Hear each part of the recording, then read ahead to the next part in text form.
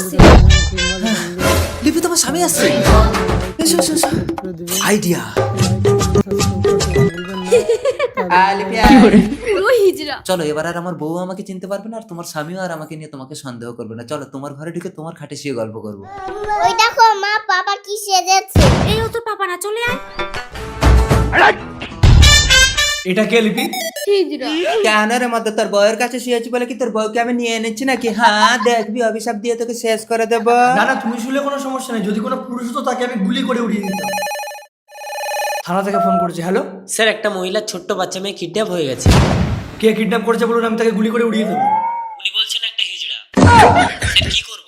এই কেলো করছে, যদি বলি আমি হিজড়া না আমাকে গুলি করে মারবে, আর যদি বলি হিজড়া তাও আমাকে গুলি করে মারবে।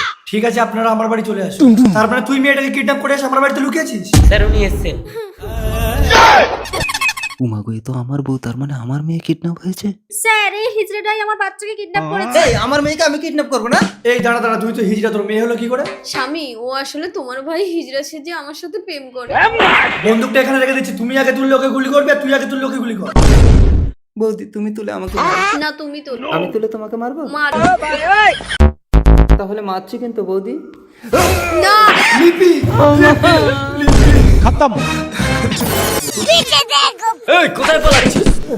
আমার পাপাকে ছেড়ে দাও। পাপাকে খোঁজার জন্য ইচ্ছা করে লুকিয়েছিলাম। ও আমাকে ছেড়ে দে, নইলে কিন্তু আমার মেয়েকে আমি শেষ করে দেবো।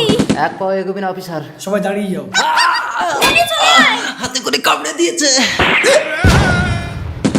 মা স্যার আমাকে অ্যারেস্ট করুন। বন্দুকটা আমাকে দিন। অফিসার স্যার, রিপোর্ট লিখবেন পুলিশের স্ত্রীকে গুলি করে পালাতে গিয়ে এনকাউন্টার। সাংবাদিক তুমিও সারা দেশে এই খবরটা ছড়িয়ে দাও। Okay sir.